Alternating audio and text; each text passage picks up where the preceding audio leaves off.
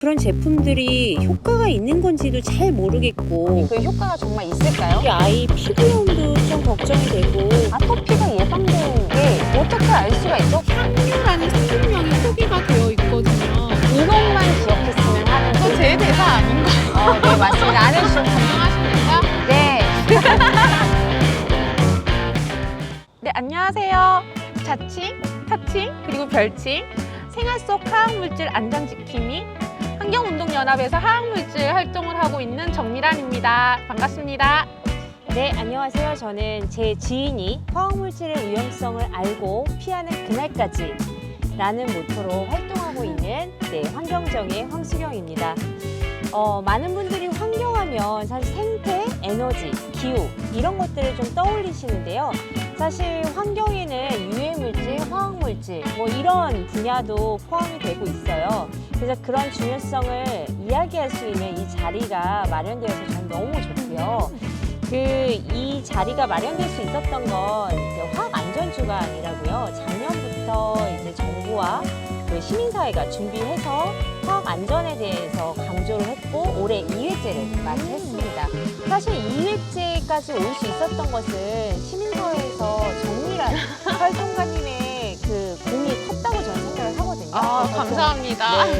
좀 소회를 밝혀주신다면요? 사실 소외라고까지 말씀드릴 건 없는 것 같고, 이제 화학안전이라는 게 되게 먼 얘기가 아니라, 나와 먼 얘기가 아니라, 우리가 아침에 일어나가지고 양치하고 머리 감고, 그리고 여러 가지 생활화학 제품을 하루 종일 쓰는 거예요. 그래서 화학안전이 우리랑 되게 밀접하게 있다.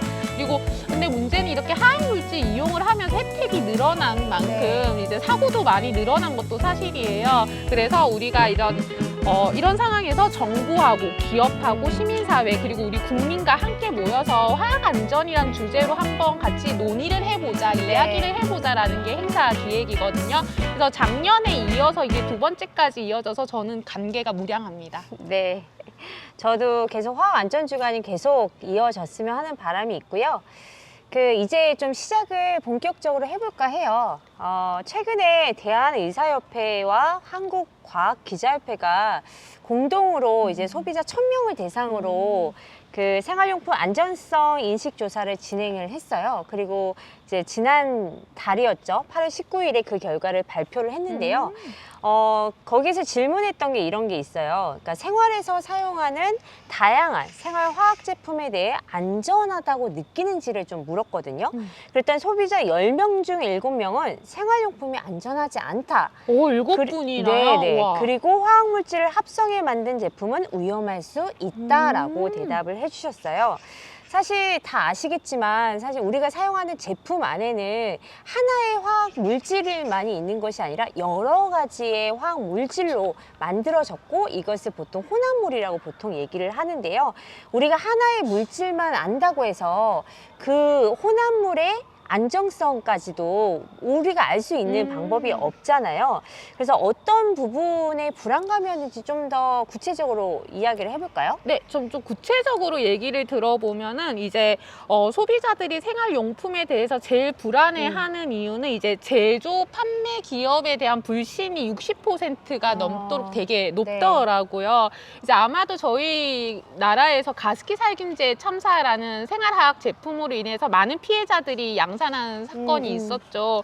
그리고 잊혀질만 하면 발암물질이라든지 환경 호르몬이라든지 이제 뉴스에 종종 들리는 거잖아요. 소비자들은 제품을 판매하고 제조하고 생산하는 기업들에 대해서 불신이 높은 거 아닌가 싶어요. 그러면 소비자들한테 또 물어봤죠. 그러면 이 불안함에 대해서 어디서 정보 제공을 받냐고 물어보니까 거의 60%가 이제 포털 검색이라던가 기사 검색으로 찾으신다고 하고, 나머지는 이제 저도 그렇긴 하지만 이제 제품을 구매했던 분들의 후기라던가 평가 정도로 이렇게 해서 이제 소문으로 이렇게 입소문인 거죠. 입소문으로 해서 그 제품의 안전성에 대해서 확인할 수밖에 없다고 하시더라고요. 그리고 기업을 통해서나 정부를 통해 가지고 정말 제대로 된 정보를 받기가 너무 힘들어서 이렇게 정보를 받는 분들은 되게 소수라고 하시더라고요. 그러니까 이 얘기는 사실 제조사, 그러니까 판매하는 곳 것의 정보나 아니면 정부가 제공하는 정보로는 좀 부족하고 오히려 사람들이 뭐 후기로 올려져 있는 것을 보고 네. 뭐 구매를 할까 말까를 결정한다는 얘기잖아요. 그렇죠. 근데 사실 후기를 보면 그러니까 이게 물질이 안 좋은 물질이 들어있다 아니다 이런 걸 본 적이 없거든요, 사실은. 네, 맞아요. 오히려 그냥 이제 기능적으로 좋다 안 좋다 이 정도만 있어서 여전히 정보를 얻기가 참 쉽지는 않은 것 같아요. 맞아. 후기로 보면은 뭐 안전성이다. 이런 피해가 있다라는 것보다 그 기능에 그렇죠. 집중을 해서 평가하는 게 네. 되게 많으니까요. 네. 근데 실제적으로 보면은 저희가 지금 우리 국내에서 판매되는 화학 제품이 어마어마하게 많잖아요. 뭐 화장품도 있고 개인 위생용품도 네. 있고 의약품도 있고 그런데 이제 전 성분이 온전히 표기되어 있는 거는 화장품에 네. 국한되어 있고 생활화학 제품 같은 경우에는 전 성분 표시라든가 공개해야 할 법적 의무가 전혀 없어요. 그러니까 이제 생활화학 제품의 뒷면을 보시면은 그냥 주성분, 네. 주요 기능으로만 표시해도 이제 지금 아무런 괜찮은 문제가 거죠. 없는 상황이에요. 그러니까 네. 소비자들은 온전히 내가 제품을 구입하고 쓰면서도 이 제품에 어떤 성분이 들어가 있는지에 대해서 정보를 파악하기가 쉽지는 않죠. 환경운동연합이 조사한 결과에 따르면 전체 시중에서 판매되는 생활화학 제품 중 단 10%만이 전 성분이 공개가 되어 있고 나머지 네. 90%는 전 성분이 공개되어 있지 않아서 네, 네. 소비자들은 굉장히 알 수 없는 상황인 그렇죠. 거고요. 그래서 환경연합이 이런 소비자들의 궁금증을 해결하기 위해서 이제 안전한 화학물질을 원할 때라는 이 줄여서 화원이라는 사이트를 네. 이제 운영을 하고 있는데요. 그래서 소비자들이 궁금한 제품에 대해서 물어보시면 환경운동연합이 기업한테 이 제품의 전성분이라던가 안전 정보를 달라고 해서 이걸 답변을 받은 후 공개하는 사이트입니다. 그래서 소비자들이 집 안에서나 아니면 제품을 구매하실 때 이 제품 전성분이 제대로 안 나와 있네? 그러면 이제 화원을 통해서 물어볼 수가 있는 거죠. 네. 마찬가지로 수경님, 환경정의에서도 이렇게 네. 시민들의 화학물질의 불안을 해소하기 위해서 네. 활동하신 거 좀 소개해 주시죠. 네, 사실 환경정의에서 가장 좀 생각했던 부분이 사실 물질에 대한 정보는 어디 가나 뭐 좀 찾아볼 수 있잖아요. 그런데 그 제품을 썼을 때 어떤 위험이 있는지를 종합적으로 설명해 줄 수 있는 데가 사실 그쵸. 없는 거예요. 그러다 보니까 그냥 지식인의 이제 개인이 그냥 뭐 올리는 이런 것보다는 이렇게 관련 전문가가 좀 풀어주는 이야기로 좀 우리의 속을 좀 풀어주면 좋겠다라는 생각으로 상담소를 하나 만들었는데요. 오, 네. 그 생활환경에 대한 이제 상담을 해준다고 해서 생활환경 상담소 질문하는 나무를 네, 사이트를 좀 만들어서 질문을 받고 또 그 질문에 대한 대답을 전문가가 좀 해주는 방식으로 해서 사이트를 운영을 했었고요. 지금은 좀 궁금해 하시는 것들이 담겨져 있는지 한번 살펴보시기 위해서 들어오시면 좋겠고 거기 구글에서 질문하는 나무로 검색하시면 네, 들어오셔서 확인하실 수 있겠습니다. 그러면 구글에서 화원과 네. 질문하는 나무. 나무를 검색하시면 저희들의 활동을 직접 보실 수 있으시네요. 네, 맞습니다. 네. 네, 초반 이야기가 너무 길었죠. 조금 길었죠? 네.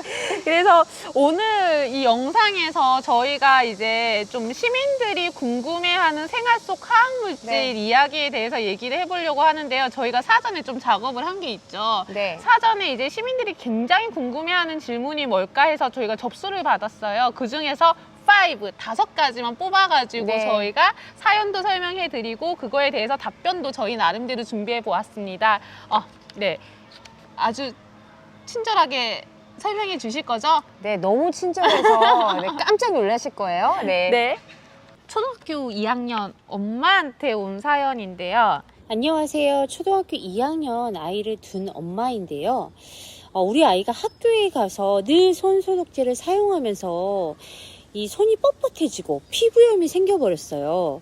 그리고 학교 생활하려면 꼭 해야 한다고는 하는데 집에 와서도 막 소독 티슈로 여기저기 닦고 다니고, 그래서 뭘 그렇게 닦냐고 물어보니까 바이러스를 없애는 중이다 라고 이야기를 하더라고요. 우리 아이 피부염도 좀 걱정이 되고 자주 사용할 때 위험하진 않은지 너무 궁금하거든요. 어떻게 해야 할까요? 손 소독제와 손 세정제의 차이가 있다? OX? 오, 있다. 그래요? 네. 오. 사실 요즘에 손소독제 사용하고 나서 손에 피부가 좀 약해지고 뭐 염증이 생겼다는 이야기를 종종 듣고 맞아요. 있거든요. 그래서 지금 손소독제, 손세정제 이런 것들을 많이 쓰고 계시는데요.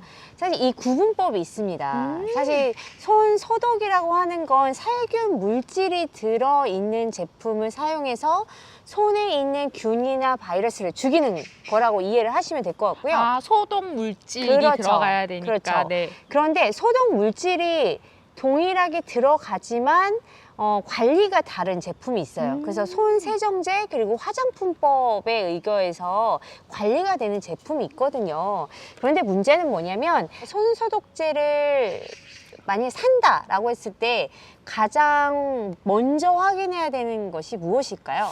일단 이거는 물체에 쓰는 것도 아니고 제 네. 피부에 닿는 거니까 이게 소독, 특히 소독하는 거니까 이게 의약 외품으로 관리하고 있는지에 대해서 좀 더 볼 것 같다라는 생각이 들어요. 네, 맞습니다. 그 식약처에서도 손 소독제를 고를 때는 의약 외품으로 꼭 그걸 확인하고 골라야 된다는 이야기를 하거든요. 저 맞췄네요? 네, 맞췄습니다. 네.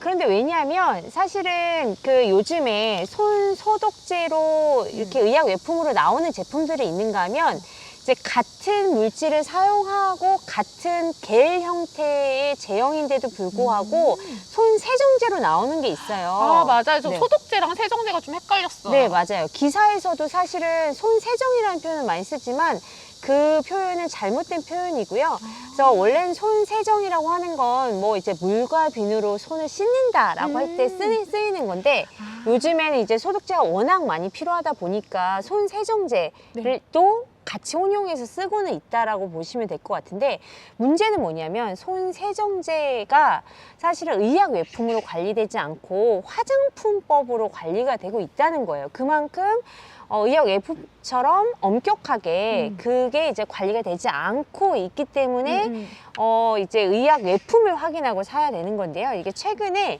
한국 소비자원에서 이제 그 시중에 판매되고 있는 손 소독제와 손 세정제를 모아다가 이제 그 효능 효과를 검사를 해본 거예요. 네. 그런데 손 소독제에서는 문제가 없었고 네. 손 세정제 중에서 10개 제품 중에 2개 제품이 효능 효과를 담보할 수 없을 정도로 에탄올 함량이 네. 낮았다는 보고 결과가 있거든요. 그래서 꼭 의약 외품을 사용하시라는 말씀을 좀 드리고 싶어요.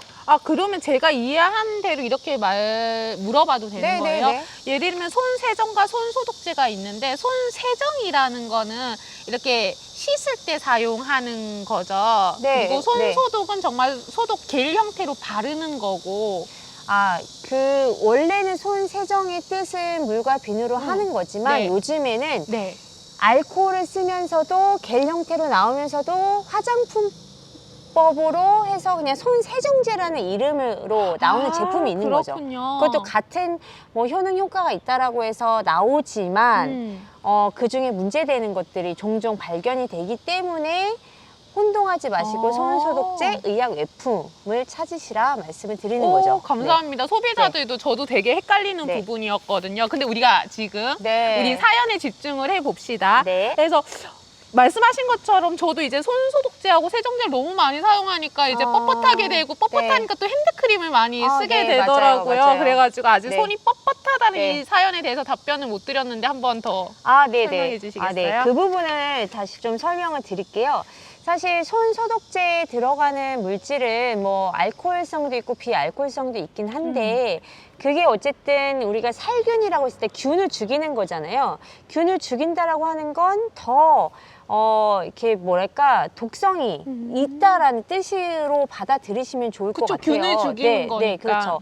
그래서 이게 단순히 균이나 바이러스만 죽이는 것이 아니라 인체에도 네, 어떤 영향을 미친다라는 이야기죠. 그래서 많은 분들이 이 손소독제를 사용했을 때는 손이 뻣뻣해지고 피부염이나 가려움증 이런 것들을 좀 호소하고 계시다고 보면 될 것 같고요.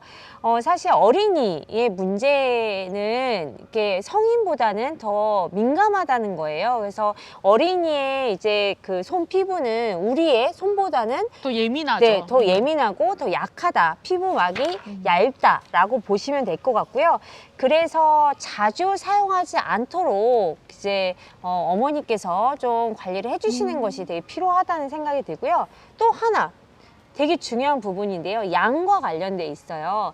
우리가 어느 만큼을 썼을 때 이 손 소독의 효과를 볼 것이냐라고 했을 때는 사실은 많은 분들이 뭐 이렇게 뿌려지는 뭐 온도 체크도 되면서 이렇게 뿌려지는 것들이 있는데 그건 너무 소량이더라고요. 그래서 충분한 양을 이제 도포해서 계속 이제 문질러야 되는데 문지를 때도 사실은 이렇게 하는 게 아니라 빨리 이렇게 또 말리려고. 그죠? 이게 휘발된다고 해서 이렇게 말리는 게 네. 중요한 게 아니라 이 세세에 있는 세균이나 바이러스들을 제거하기 위해서는 그 손 씻기 6단계처럼 이렇게도 씻어주고 이렇게 잘 해야 네, 세균이나 바이러스가 제거가 된다는 거거든요. 그러면 손 네. 씻기처럼 똑같이 6단계를 거쳐야 된다라는 거예요? 뭐 꼭 6단계까지는 아니더라도 이 손바닥에 오. 있는 네. 이 손톱 밑에 이런 것들 되게 신경 써서 비벼주셔야 되는 거죠. 몰랐어요. 네. 그렇게 비벼주려면 충분한 양이 있어야 되는데 어떤 제품에는 뭐 2ml 혹은 동전 크기만 그걸 어떻게 알아요? 너무 소비자들이. 힘들잖아요. 네. 그래서 좀 자신의 양을 잘 아셔서 이제 하시면 좋을 것 같고요. 그런데 우리 아이들은 사실 손이 이렇게 성인 손보다 되게 작잖아요. 이렇게 성인의 양과 똑같이 했을 때는 너무 과다한 양을 사용할 수밖에 없고 휘발되기까지도 시간이 많이 걸리고 그리고 화학물질에 더 노출이 된다라고 보시면 될 것 같아요. 그래서 아이들에게는 그 양도 성인보다는 좀 적게 사용할 수 있도록 학교에서나 부모님이 좀 이제 지도를 해주시면 좋겠다는 생각이 듭니다. 근데 이제 손 소독제하고 손 세정제는 만능이 아니라고 저는 생각을 하거든요. 네. 혹시 좀 다른 방법을 좀 제안해 주실 네. 수 있으실까요? 우리가 이제 어느 장소에 들어가거나 할 때 이제 손 소독제가 비치되어 있고 이걸 사용해야만 거기 진입할 수 있는 경우가 너무 많았잖아요. 그런데 질병청에서 1차적으로 손위생을 할 때 해야 되는 행동을 알려준 건 뭐냐면 손 소독제를 반드시 하세요가 아니라 물과 비누로 30초 이상 씻어라 라는 거였거든요. 그리고 미국의 그 이제 손 소독제 제품에 이제 의무적으로 표기를 해야 되는 사항이 있는데 그게 뭐냐면 물이 없는 곳에서만 사용해라 라는 문구가 있어요. 우리나라에도 사실 이런 문구가 좀 있어야 된다고 저는 생각을 하는데요. 그러니까 그 얘기는 물과 비누로 30초간 충분히 씻으면 세균이나 바이러스가 제거될 수 있다. 라는 얘기거든요. 과학적 근거에 의거해서 뭐 질병청이나 아니면 미국 FDA에서도 이렇게 공고하고 있는 거죠. 근데 네. 그런 분들 되게 많이 본 것 같아요. 손을 씻고 나서도 그래도 부족해 해서 네. 손 소독제 또 다시 이렇게 네. 하시는 분들도 있었거든요. 그러니까 네. 예를 들면 아까 전에 그렇게 표시만 해줘도 그냥 손 씻기만으로 충분하다는 네. 얘기인데 네. 너무 가하게 가잉이지 네. 않을까라는 생각도 들어요. 네, 맞습니다. 어떤 분들은 되게 극도의 불안감 때문에 물로 손을 씻었는데도 불구하고 이것도 또 해야 되나 보다라고 생각하시겠지만 물과 비누로만으로도 충분히 세균이나 바이러스가 제거되고요. 또 중요한 게 사실은 우리가 손소독제를 바르면 우리 손에 묻어있는 각종 더러운 것이나 아니면 화학물질 뭐 이런 네네네네. 것들도 같이 씻겨 나갈 거라고 생각하지만 그거는 오해시거든요. 그래서 이 화학물질이나 뭐 이렇게 더러운 것이나 이런 것들을 씻어내려면 물과 비누로 꼭 씻으시라. 그래서 되게 여러 가지로 유용한 건 이제 물로, 비누로 손을 씻는 거다라고 말씀드리고 싶습니다.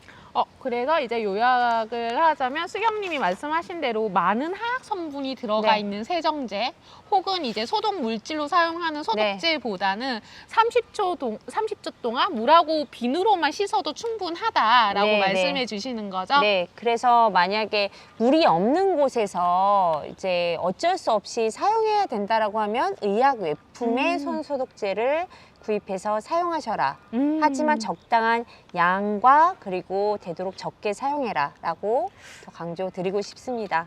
네, 그래서 이제 엄마 사연이 조금이라도 좀 해결되고 도움이 됐으면 좋겠습니다. 네.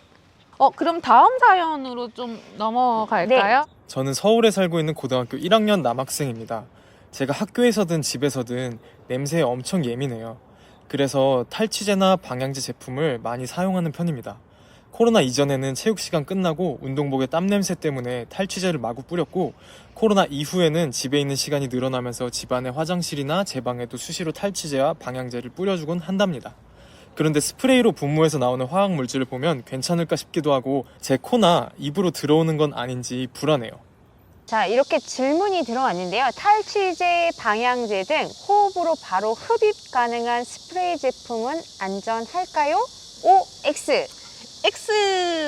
제가 이거에 대해서 설명을 드릴게요. 생활화학 제품에는 다양한 제품의 형태가 있어요. 그래서 제형이라고 부르는데요. 아까처럼 소독제나 세정제처럼 액체를 짜서 쓰는 것도 있고요. 그리고 집안에 이제 세탁가루 세제처럼 이제 분말 형태로 사용되는 게 있고, 그리고 말씀하신 사연은 이제 분무 형태로 해서 스프레이 형태로 사용하는 제품인 거죠. 많은 제품 형태 중에 이제 뿐만 아니라 많은 전문가분들이 우려하는 제형이 우려하는 제형이 스프레이 제품입니다. 왜냐하면 가습기 살균제도 마찬가지로 이제 좁은 방 안에서 독성이 있는 살균 네. 물질을 지속적으로 이제 분사하는 형태였고, 네. 그거를 흡입을 해가지고 피해가 많이 발생한 거거든요. 그냥 막연하게 생각을 해보셔도 이런 화학 물질이 분사되고 그거를 흡입하게 되면 결국에는 저희 폐에 침투할 수밖에 없는 상황입니다. 네. 그러면 지금 이 원리대로라고 하면 그 1학년 남학생 그분도 이 제품을 분사해서 사용할 때 그 화학물질이 코를 통해 폐로 흡입될 수 있었을지도 모르겠네요. 그럴 가능성이 아. 되게 높다라는 거죠. 네. 이게 단순히 저희가 우려하는 게 아니라 2017년에 가습기 살균제 터지고 나서 서울대학교에서 네. 이런 발표를 합니다. 이제 스프레이 형태의 생활화학 제품에서 분사되는 미세한 나노 물질들이 인체 호흡기에 깊숙이 이제 침투해서 유해할 수 있다라고 연구 결과를 발표한 바가 있어요. 그래서 이게 스프레이 같은 경우에는 이제 압축가스에 의해서 노출되는 거고, 이 화학 물질이 되게 아까 말씀하신 것처럼 나노 물질로 미세하게 노출이 되는 형태이거든요. 네. 그래서 저희는 굉장히 이제 우려스럽게 보는 제품의 형태입니다. 사실 지금도 계속 스프레이 제품은 판매가 되고 있잖아요. 판매가 되고 있으니 그래 뭐 안전하겠지라는 막연한 그런 뭐 마음이 좀 있고, 그렇지만 이런 스프레이 제품을 계속 사용해도 괜찮을지 좀 걱정이 되긴 하네요. 네, 사용해도 된다, 사용하지 않아야 된다라고 딱 답변을 못 드리는 게 되게 안타까운데요. 근데 속 시원하게 이제 말씀 좀 해주세요. 그렇지만 제가 그럴 수는 없고, 어떤 제품에 네. 대해서 안전하다, 안전하지 않다고 얘기는 할 수 없는 네. 거고요. 그렇지만 환경연합에서 조사한 팩트만 좀 말씀드릴게요. 네. 그 환경연합에서 시중에 판매되는 그 제품, 스프레이 제품 220개를 좀 전 성분을 조사를 했습니다. 네. 근데 거기에서 400종 넘게 이제 화학 물질을 좀 분석을 해봤는데요. 문제는 그 400종 중에서 87%가 흡입했을 때 안전한가에 대한 실험한 데이터가 없다라는 겁니다. 네. 그러니까 이게 실험하지 않았으니까 이게 안전하다, 안전하지 않다라고 어느 누구도 얘기할 수가 없는 거예요. 네. 그래서 저희는 그런 얘기를 해요. 실험도 못하고 데이터가 없다고 하면 이건 안전하지 않다라고 저희는 보는 거거든요. 그러게요. 안전성을 확실하게 안전하다, 안전하지 않다라고 말할 수 없는데 이걸 계속 판매하고 있다는 게 사실 저는 좀 충격이고요. 그래서 이 제품들이 이대로 판매가 돼도 괜찮은 걸까? 그래서 시민단체하고 많은 전문가 분들께서는 이제 많은 생활화학 제품 중에서 그래도 유독 이제 스프레이 제품에 대해서 좀 엄격하게 좀 관리해야 네. 된다라고 얘기를 하고 있습니다. 맞아요. 예를 들면은 이제 제품 노출 방식에 있어가지고 이제 성분의 입자 크기가 다 다르니까 이제 성분의 입자 크기에 대해서 좀 관리하고 규격화해야 된다라고 얘기를 하는 거고, 예를 들면 미국의 경우에는 대기 중으로 휘발되는 휘발성 물질에 대해서는 굉장히 엄격하게 관리하고 있고요. 네. 그리고 스프레이라고 해도 두 가지 형태가 있어요. 에어로졸 형태의 스프레이가 있고, 그리고 이렇게 분무기처럼 트레이거 형태로 이제 스프레이가 있는데, 미세하게 보면은 나오는 물질 입자 크기가 달라요. 그렇다고 하면 제형에 맞게 이거를 안전하게 노출이 되는지 안전하게 관리해야 되지 않나라는 게 이제 저희의 입장입니다. 네, 그러면 우리 소비자가 꼭 기억해야 하는 것이라고 하면 어떤 게 있을까요? 사실은 이런 말씀 드리고 싶어요. 이제 수많은 생활화학 제품 중에서 그래도 스프레이 제품에 대해서는, 그러니까 흡입으로 노출될 수 있는 제품에 대해서는 최대한 피하라고 말씀드리고 싶어요. 사실 대체할 수 있는 제품의 형태는 많아요. 아까 말씀하신 것처럼 이제 세정제도 있고 아니면 뭐 여러 가지 분말 형태도 있는데 최대한 피하라고 말씀드리고 싶고, 만약에 스프레이가 꼭 쓰셔야 된다고 하면은 이제 쓰시고 충분히 환기될 수 있게, 그리고 사용하실 때는 꼭 마스크를 쓰시고 사용하시면 너무 좋을 것 같고요. 최대한 피해야 되는 거는 제품의 스프레이를, 물체의 스프레이를 사용하더라도 인체를 향해 가지고 스프레이 쓰면 안 될 것 같아요. 예를 들면은 그런 것도 있죠. 생활화학 제품은 아니지만 화장품 중에서 미스트라든가 아니면 이제 선크림도 되게 스프레이 형태로 되게 많이 나오거든요. 근데 그걸 얼굴에 직접 분사했을 경우에는 바로 직격탄으로 코나 입으로 노출이 되는 거죠.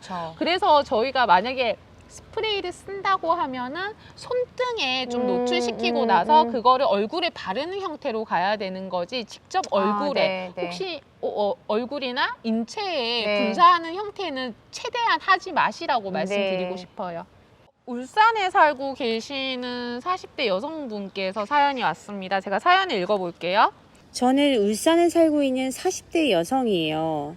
요즘은 코로나 바이러스도 무서운데 거기에 델타 변이, 돌파 감염도 얘기가 계속되고 있고 4차 유행도 끝나지가 않고 있고 너무 힘든 상황인데요. 그래서 제가 이제 제품을 좀 많이 고르고 싶은데, 이 제품을 고를 때 항균, 코로나 바이러스 제거, 바이러스부터 안전, 이런 광고 문구가 굉장히 많거든요. 근데 실제로 그런 제품들이 효과가 있는 건지도 잘 모르겠고 안전하긴 한가? 라는 생각이 좀 들거든요. 우리 황수영 활동가님, 항균 처리가 된 제품을 사용하면 아토피도 예방할 수 있다? 없다? 없다. 당연하지 않나요? 네, 제가 그걸 좀 더 구체적으로 좀 말씀을 드릴게요. 사실 우리가 이제 말씀하신 것처럼 이렇게 오프라인 매장에 가도 아니면 온라인 매장에 봐도 이렇게 항균 99.9% 진짜 많이 그리고 봤어요. 유해세균 99.9% 제거, 이런 이야기를 정말 많이 이제 문구를 좀 보게 되잖아요. 그래서 이제 항균하면 균에 저항한다라는 뜻이 있지만 되게 포괄적으로 좀 사용하고 있는 것 같아요. 균을 죽일 때도 항균이고, 균이 생기지 않도록 뭔가 막아주는 것도 항균이고, 여러 가지로 쓰이고 있는데요. 지금 이제 항균하면 그 두 가지 방법이 있어요. 이제 화학적인 물질을 써서 이제 항균을 하는 게 있고, 또 물리적인 방법이 있는데, 예를 들면 침구류 같은 경우에 정말 작은 조직으로 만들어서 이제 진드기도 이제 오히려 드나들 수 없을 정도로 만드는 요즘 기술이 워낙 발달해서 그래서 그런 물리적인 항균에 대해서는 우리가 좀 차치하고 화학적인 방법으로 항균을 하는 걸 좀 이야기를 해볼게요. 제가 여기에 이제 그 제품 광고 두 가지를 좀 가지고 와봤어요. 제가 한번 읽어 드릴 테니까 어떤 공통점이 있는지 미라님이 좀 캐치를 해서 저한테 말씀을 해주시면 됩니다. 자, 이번에 첫 번째 이제 의류 광고인데요. 미생물의 성장을 99.9% 억제하는 특수 항균 원단을 사용하여 어린이의 아토피 예방에 도움을 줍니다. 이게 하나고요. 네. 자, 두 번째, 요즘에 버튼이나 손잡이 이런 것에 대해서 이제 항균 제품 많이 나오고 있잖아요. 손잡이 광고인데요. 구리에 함유된 항균 손잡이는 항균력이 뛰어나서 세균, 신종 코로나 바이러스 감염으로부터 당신을 지켜줍니다. 오. 여기서 와. 공통점은 무엇일까요? 이 의류와 그리고 이 손잡이만 쓴다고 하면 저는 만수무강할 것 같은 그렇죠. 아토피도 예방이 네. 되고 모든 박테리아와 바이러스 세균을 다 네. 막아준다라는 거잖아요. 네, 결국에는 맞아요. 그거잖아요. 이런 성분을 사용해서 우리의 건강을 지켜준다? 네, 맞아요. 그래서 되게 많은 제품들이 이렇게 우리 건강을 지켜주고 세균을 다 제거해주고 뭐 이런 문구가 정말 많거든요. 그렇다면 이게 정말 진실일까? 정말 팩트 이렇게 체크를 해야죠. 네, 팩트 체크를 좀 할 수밖에 없는 거잖아요. 팩트 체크 전에 이렇게 말씀하신 것처럼 생각을 해보면 아토피가 예방되는 게 얘 때문이지 어떻게 알 수가 있죠? 뭘로 증명할 수 있는지. 그리고 사실은 우리가 손잡이는 뭐 이렇게 미라님이 잡았다가 다른 사람이 잡았다가 또 잡았다 그 다음에 제가 잡는 거잖아요. 그쵸. 그러면 그거 잡는다고 해서 이게 어떻게 세균이 계속 이제 저한테 안 올 수가 있는 방법이 있을까요? 우리는 너무나 네. 많은 환경에 노출되어 있는 상황에서 네, 그쵸? 그렇죠. 그래서 이 손소독제도 사실은 정기적으로 뭔가 손에 균이나 바이러스가 생기기 때문에 이걸 닦기 위해서 계속 사용하게 될 수밖에 없는데 얘는 손잡이만 잡아도 이게 그것도 신종 코로나 바이러스를 네, 감염으로부터 막아준다니 이게 말이 되는 건지 정말 도대체 모르겠더라고요. 그래서 어쨌든 팩트 체크를 좀 해보면 우리가 이제 제도를 좀 이해할 필요가 있는데요.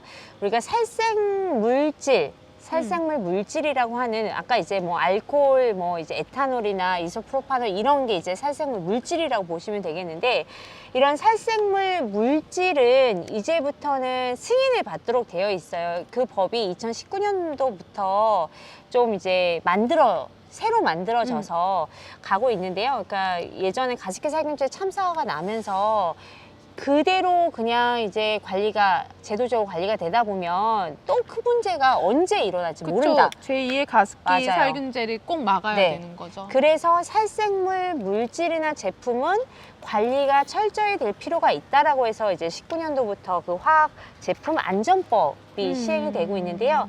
거기에 이제 살생물 물질이 있고 살생물 제품이 있고 살생물 처리 제품이 있어요. 그게 뭐냐면 살생물 물질은 말 그대로 아까 이제 원료인데 그 원료 물질은 승인을 받아야 돼요. 원래는 그 이제 생활화학 제품을 뭔가 이제 출시하고 싶을 때는 자기네들이 이제 공인된 기관에 시험 성적서를 받아서 우리가 이렇게 시험을 했더니 이렇다. 그래서 괜찮다라고 하는 걸 정부로부터 허가를 받고 출시를 할 수가 있거든요. 아, 신고만 하면 네, 되는 그렇죠. 거였죠. 그렇죠. 네. 신고를 하면 허가를 해주는 방식인데요. 얘는 그냥 그것만 봐서는 안 되고 다시 한번 정부가 이제 그걸 검사를 해보고 승인을 해주는 방식이죠. 네. 그러니까 예를 들면 생활화학 제품은 그냥 신고만 해서 네. 나 이거 팔겠다라고만 네. 하면 되는데 네, 그렇죠. 살생물 제품 같은 경우에는 내가 이렇게 팔려고 합니다. 승인을 해주세요 해야지 네. 이제 판매가 가능한 거죠. 그렇죠, 그렇죠. 그리고 그 물질을 넣어서 만든 걸 이제 살생물 제품 혹은 처리 제품이라고 얘기를 하는데요. 네. 이 두 가지의 가장 큰 차이라고 하면 살생물 제품의 경우에는 한 번 더 승인된 물질을 썼지만 그 물질로 완제품을 만들었을 때도 괜찮은지 여부를 승인을 받아야 되는 거예요. 아, 물질도 승인을 받고 네. 살생물 제품 또 승인을 받으니까 두 번의 승인을 그렇죠. 받고 시중에 판매가 되는 거네요. 그렇죠. 네. 그렇게 관리가 예전보다는 훨씬 되게 꼼꼼하게 되고 있는 상황인데요. 근데 문제는 이거예요. 살생물 처리 제품은 승인도 받지 않아도 되는 부분이고 또 처리 제품이라고 하는 건 뭐냐면 그 제품을 보호하기 위해서 만든 거예요. 그러니까 살생물 제품은 예를 들면 뭐 균이나 바이러스를 제거하기 위해서 만들어진 뭐 이렇게 손소독제 같은 게 정말 주 그쵸. 목적이 그쵸. 살균을 하기 위한 그렇죠. 목적의 제품이 네, 살생물 네. 제품인 거죠. 근데 살생물 처리 제품은 그 항균 물질을 사용해서 이제 그 제품을 보호하는 거죠. 예를 들면 이제 이 볼펜이 있어요. 이게 볼펜은 아닌데 볼펜인 척 해봐요. 그래서 볼펜이 있는데 항균 볼펜도 많이 나오거든요. 근데 항균 볼펜이라고 했을 때 이 광고를 할 때 이 항균 볼펜을 집기만 하면 신종 코로나 바이러스부터 당신을 지켜줍니다. 라고 말할 수 있을까요? 없을까요? 말할 수 없죠. 이 볼펜의 네. 기능은 쓰려고 하는 거고 네. 그리고 그거 맞아요. 나를 지키는 게 아니라 이 볼펜을 지키기 그렇죠. 위한 거 그렇죠. 아닌가요? 이 제품의 표면을 지켜주기 위함이 있는 거죠. 그런데 문제는 그런 효능 효과를 담보할 수 없는데도 불구하고 많은 살생물 처리 제품이 그런 식으로 광고를 하는 거죠. 아까 의료나 손잡이가 그렇듯이요. 그런 표시 문구 많이 보시죠. 항균 99.9. 네. 그러니까 예를 들면은 내가 엘리베이터를 탔어요. 근데 이제 터치하는데도 네. 요새 항균 99.9%라고 네. 해가지고 붙어져 있더라고요. 네, 맞아요. 그러니까 그것도 주 기능은 이제 버튼 눌러서 올라가는 거잖아요. 네, 근데 네. 이제 항균 99.9%라고 이렇게 되어 있는 네. 거는 살생물 처리 제품인 거잖아요. 그러니까 네. 살생물질로 처리했다라는 제품인 그렇죠. 거잖아요. 그렇죠. 이제 이게 처리 제품으로 나온 건지 제품으로 이제 승인을 받아서 나온 건지까지 제가 확인은 못했지만 예를 들면 만약에 살생물 물질, 그러니까 제품으로 출시가 됐다고 하더라도 그러니까 아까 말씀드린 것처럼 정말 수많은 사람들이 균과 바이러스, 뭐 바이러스가 없을 수는 있지만 균에 노출된 손으로 그걸 정말 많은 사람들이 누른단 말이에요. 맞아요. 근데 그 위에 제가 그걸 눌렀을 때 그 효과가 정말 있을까요? 없을까요? 제가 답변해야 되는 건가요? 네, 답변해 주세요. 없죠. 네, 맞습니다. 되게 그냥 그렇게 생각하면 좋을 것 같아요. 상식적으로만 네, 생각해도 맞아요. 충분히 우리가 안전을 보호할 수 있지 않을까라는 맞아요. 생각이 들어요. 네. 맞습니다. 그래서 우리가 그 항균 99.9%, 뭐 유해세균 99.9% 제거 이런 이야기가 시험 성적서에 나와 있고 그게 거짓말은 아닐 거라고 생각하는데 문제는 뭐냐면 사실 그 물질에 대한 정보일 거라고 저는 생각해요. 저 그게 더 중요한 것 같아요. 네네. 물질에 대한 정보지 그게 제품으로 만들어졌을 때 뭐 건강을 지켜주고 뭐 뭘 예방해주고 뭐 이런 거하고는 뭐 그러니까 과학적인 근거가 사실 없는 건데도 불구하고 그렇게 정말 수많은 제품이 그렇게 광고가 되고 있다는 지점을 좀 말씀을 드리면서 아까 의료 좀 말씀을 드렸잖아요. 아토피 예방에 뭐 된다 뭐 이런 걸 좀 그 살생물 처리 제품에 맞게 해석을 다시 한번 해보면 뭐 미생물의 성장을 억제하는 특수 원단을 사용해서 냄새 제거 효과가 탁월한 네이입니다. 그러니까 냄새 제거를 할 수는 있거든요. 그런 물질이. 그러니까 네. 뭔가 아토피 예방이나 네. 이런 거에 삭제를 그렇죠. 하고 정말 주 기능인 냄새 그렇죠. 제거하는 거를 분명하게 간명하게 네, 이렇게 그렇죠. 문구를 바꾸신 거죠. 그렇죠, 네. 그렇죠. 게다가 이제 손잡이 같은 경우에도 이제 뭐 손잡이 표면에 미생물 성장이 억제되므로 뭐 손잡이의 위생적 상태를 유지할 수 있습니다. 이 정도면 충분한데 막 신종 코로나 바이러스로부터 날 지켜주고 이게 과하다. 너무 과하죠. 네. 자, 그러면 그 지금 이 이야기가 사실 제도도 나오고 막 처음 듣는 무슨 돌림 노래 같잖아요. 막 살생물 물질, 살생물 제품, 살생물 처리 제품 이게 너무 힘든데 이것만 기억했으면 하는 부분이 있어요. 이거 제 대사 아닌가요? 네, 맞습니다. 안 해주셔가지고 제가 하고 있는데요. 네. 이거 제 대사까지 네. 뺏어가면 어떡해요? 네, 안 하고 계셔서. 네. 그럼 제가 다시 네. 질문 드릴게요. 네. 그냥 간단하게 한마디로 요약해 주시죠. 네. 아무리 코로나 바이러스가 무섭다고 하더라도 그런 광고 때문에 그 제품을 사지 말자라고 말씀드리고 싶고요. 그 광고가 정말 진실인지 계속 의심을 하셔라. 의심이 된다면 굳이 그 특징 때문에 살 필요가 없다라고 말씀을 드리고 싶습니다. 저는 이제 소비자들한테도 그렇게 예의주시하게 제품을 구입하는 것도 필요하지만 기업들도 네. 좀 가대 광고나 조금 맞아요. 과하게 얘기하시지 마시고 아까 황수경 활동가님이 얘기하셨던 것처럼 네. 분명한 팩트 그리고 네. 정말 실질적인 주 기능에 맞춰서 그런 메시지를 네. 보여줬으면 좋겠어요. 간명하게 설명해 주셨으면 좋겠어요. 그래서 사실은 정부가 계속 이 살생물 처리 제품의 광고가 너무 과다하다 보니까 계속해서 이제 어떻게 하면 이걸 기업들도 잘 알게 하고 그걸 따라올 수 있게 하는지 뭐 그 실행 가이드도 좀 계속 내놓고 있고 하거든요. 아마 기업들도 잘 모르고 사용을 하시는 부분들이 있어서 그런 것들이 계속 알려지고 또 이제 기업들도 그걸 잘 이해하기 위해서 노력하시면 좋겠다는 생각이 듭니다. 네. 그다음에 다음 사연인데 황수영 활동가님? 네. 3살 아들을 키우고 있는 아빠입니다. 이전에 저 혼자일 때는 민감하지 않았는데 아이를 키우면서 친환경 등 표시 문구를 꼭 확인하면서 구입하게 되었습니다.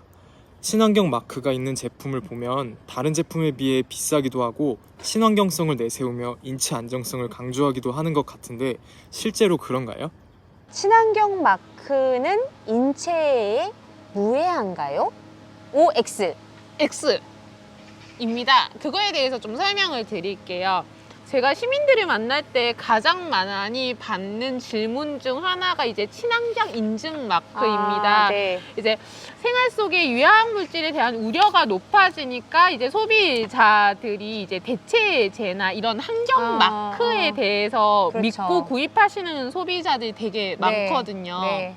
그랬을 때 이제 친환경 인증 마크에 대해서 먼저 설명을 드릴게요. 이제 친환경 인증 마크는 제품의 안전성과는 솔직히 별개이고요.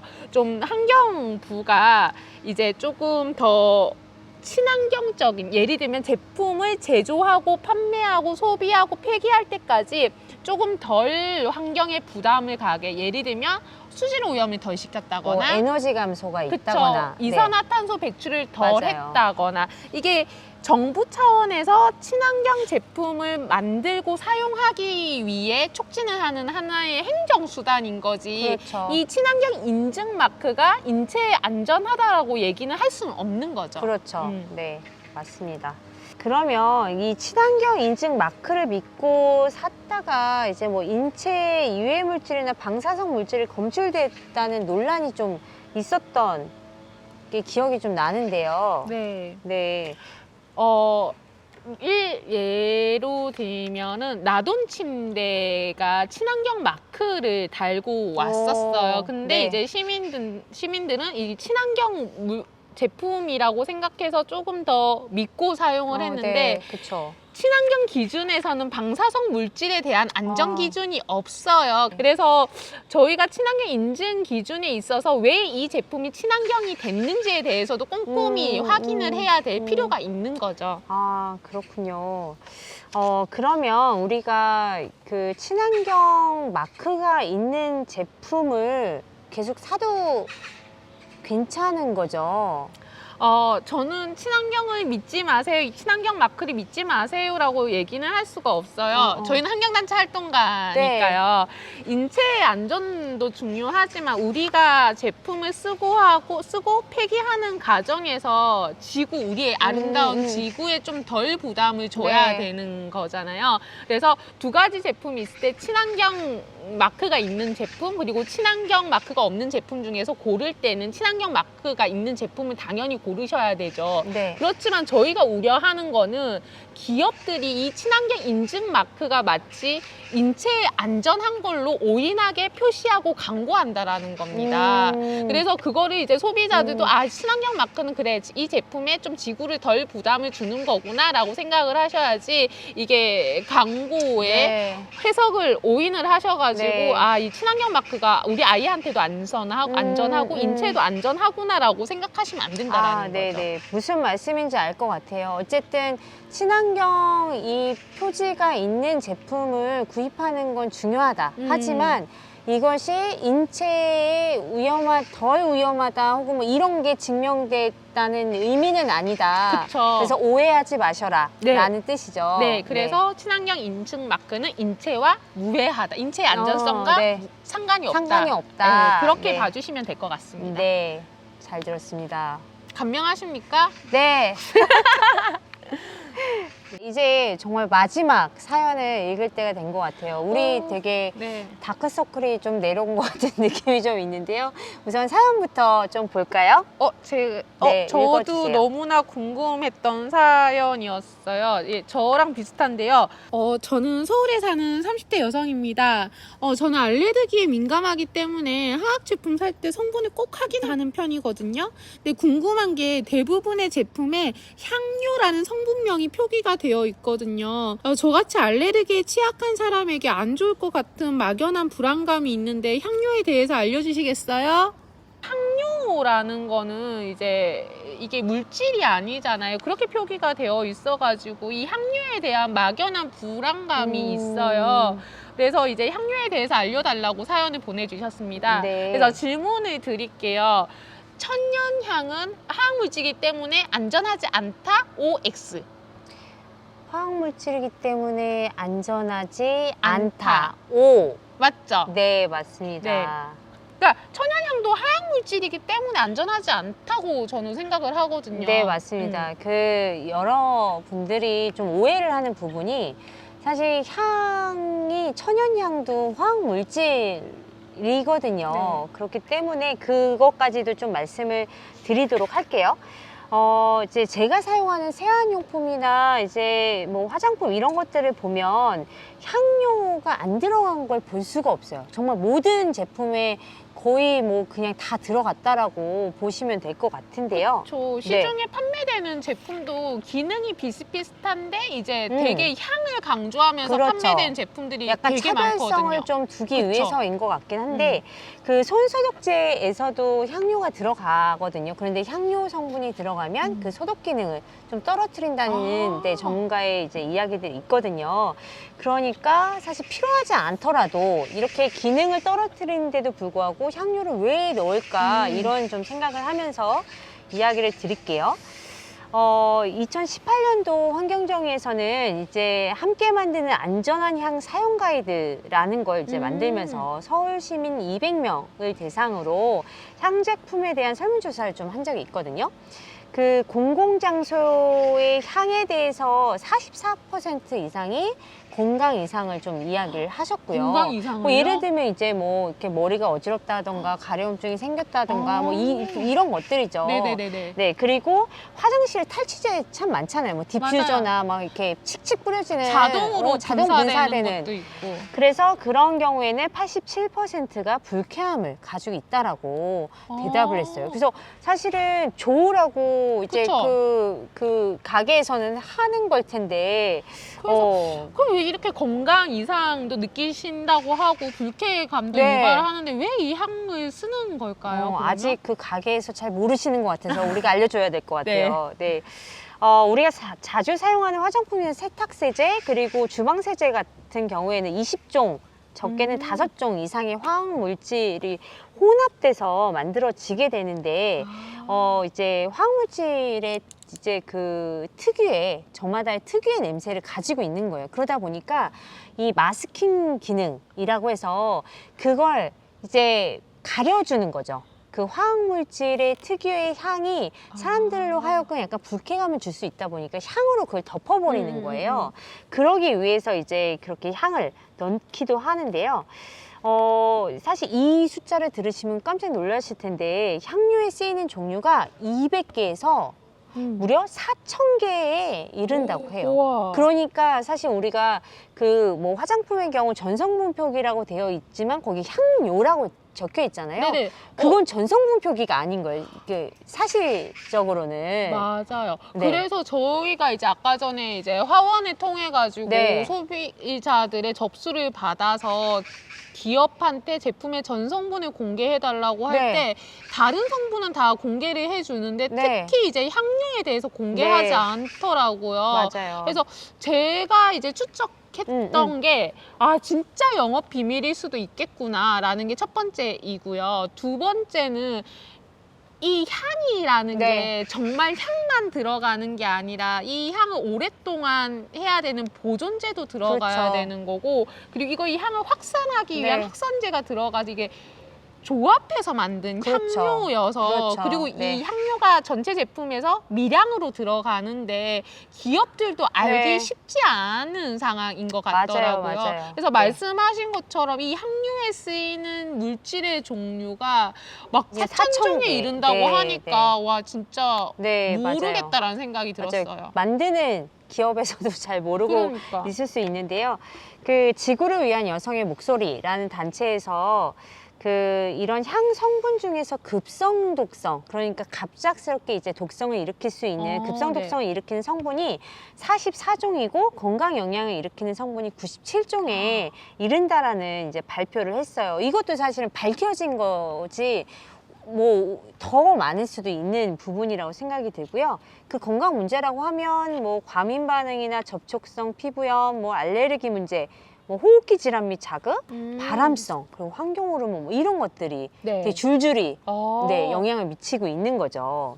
그래서 유럽의 같은 경우에는 향료 성분 중에서 알러지를 유발을 시키는 향료 26종인가 표기하도록 되어 있더라고요. 네, 맞아요. 우리나라에서도 뭐 이제 최근 재작년인가 개정이 돼서 26종에서 25종으로 이제 바뀌었는데요.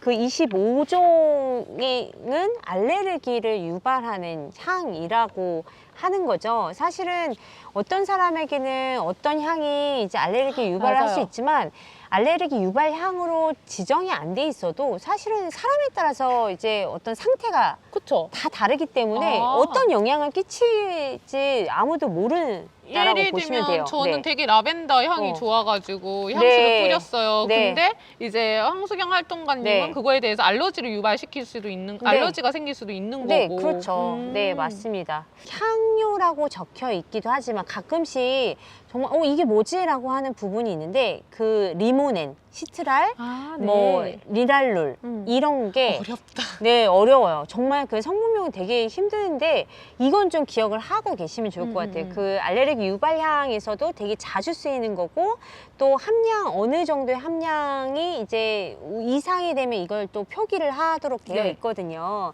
그래서 이런 것들을 꼭 피하셨으면 좋겠다는 생각이 좀 들고요. 저 네. 궁금한 게 있어요. 네. 이거 대본에 없는 건데요.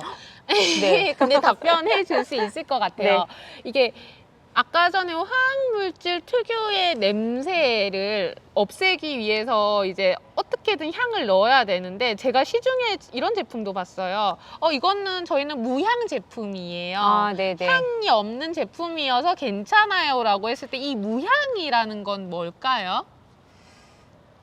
그 가이드에 나와 있는데요. 네, 나와 있어서 물어보는 네, 거예요. 나와 있는데 저희 홈페이지를 한번 찾아와 보시죠. 그러니까 저는 그걸 저도 가이드를 읽어서 그런 네. 건데 그것도 하나의 우리의 후각에서 냄새가 안 나서 그런 거지 그것도 하나의 향이라고 하더라고요. 맞아요. 그래서 무향이라는 것도 이제 화학물질 특유의 냄새를 가리기 위해서 향을 첨가한 거다라고 네. 저는 이해를 하고 있어요. 네.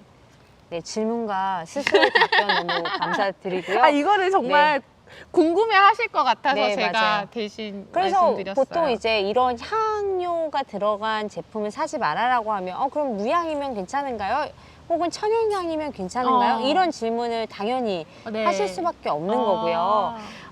그래서 이제 조금 전에 말씀드린 천연향 같은 경우에도 사실 뭐 이게 천연에서 온 거니까 괜찮지 않을까라고 하지만 괜찮지 않거든요. 예를 들면 알레르기 유발향 중에 참나무 이끼 추출물 뭐 이런 것도 있고 뭐 이제 뭐 그 암을 유발하는 향료로 구분되는 알로에베라 잎 추출물 뭐 이런 게 있어요. 그래서 내가 되게 괜찮은 제품이라고 생각하고 어떤 추출물 막 자연에서 온 추출물이 쫙 써져 있는 제품들이 분명히 있지만 이거는 괜찮겠지라고 그렇게 확신하면서 살 수 없다라는 뜻으로 이제 받아들여 주시면 좋을 것 같아요. 네, 알겠습니다. 그러면 사연에서 이렇게 말씀하신 것처럼 이게 막연한 불안감이 아니라 진짜 네. 향료가 건강에도 영향을 미칠 수 있다라고 이렇게 말씀을 해주신 거네요.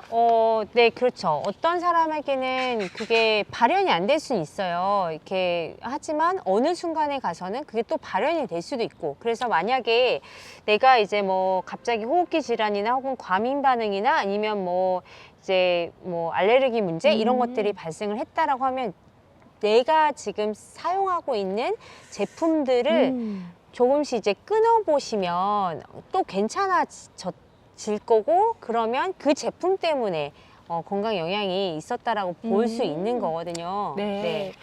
되게 오늘 5가지 사연 벌써 끝났어요. 되게 끝났나요? 숨가쁘게. 더 할 수 있는데 어떡하죠? 네. 네, 실시간으로 받아야 되나요? 네. 저희 이거 유튜브로 생중계하고 있으니까 조금 더 궁금한 거는 밑에 댓글로 달아주시면 될 것 같기도 해요. 네. 좋습니다. 이제 저희가 준비한 5가지 사연 다 거기에 대한 답을 드렸는데 어떻게 좀 유용하셨는지 잘 모르겠어요. 너무 내용도 길고 방대해가지고 다 기억하기 힘들 것 같아서 저희에게 황수경 활동가님 있지 않습니까? 이걸 되게 간단하게 요약해 주실 수 있으실까요? 네. 제가 한 4가지로 좀 정리를 해볼 수 있을 것 같은데요. 자, 첫 번째는 내가 사용하는 생활화학 제품 전성분을 꼼꼼히 확인하기. 그런데 이제 정부가 운영하고 있는 초록누리라고 검색을 하셔서 거기에 들어가시면 성분에 대한 정보를 좀 아실 수 있고요. 자, 두 번째, 향료 성분이 없는 제품을 고르기. 자, 또 세 번째는 코나 입으로 흡입될 수 있는 스프레이 제품은 피하기. 마지막 4번째는 꼭 필요한 제품만을 사용을 하고 사용을 하더라도 표준 양 그리고 용도를 확인해서 용도에 맞게 사용하기입니다. 감사합니다. 딱 4가지가 최소한의 우리의 안전 수칙이라고 맞아요. 생각해 주시고 이 4가지만 기억하셔도 좋으실 것 같습니다. 네. 오늘 긴 시간 함께 해주셔서 너무 감사합니다. 이제 조금이라도 생활 속 화학물질에 대한 좀 해소가 됐었으면 좋겠고요. 영상은 끝나지만 저희 환경운동연합 그리고 환경정의에서는 생활 속 화학물질의 파수꾼으로서 열심히 활동할 테니까 언제든지 궁금한 거 있으시면 연락 주시면 저희가 바로 달려가도록 하겠습니다. 네, 저는 뛰어가겠습니다. 갑자기. 네. 사실 화학물질로부터 안전한 사회는 그리 멀리 있지 않다고 생각을 하거든요. 그래서 정부와 기업 그리고 시민이 함께 힘을 합쳐서 그런 화학물질로부터 안전한 사회를 만들어갈 수 있다고 생각을 하면서 네, 화학안전 주간 슬로건 한번 외치고 끝내볼게요. 함께 그린 화학안전 함께 만들어요. 다음에 또 만나요. 함께 그린 화학안전 환경연합의 정미란입니다. 이게 더 어색한데요? 함께 만들어요. 잠깐만, 우리 이거 큰 걸로 하자. 그러니까 이런 거에 괜찮아. 그래. 너무 진해. 요거 있네, 요거. 코랄로. 그래. 안전할까요? 관련이 없습니다. 끝났어.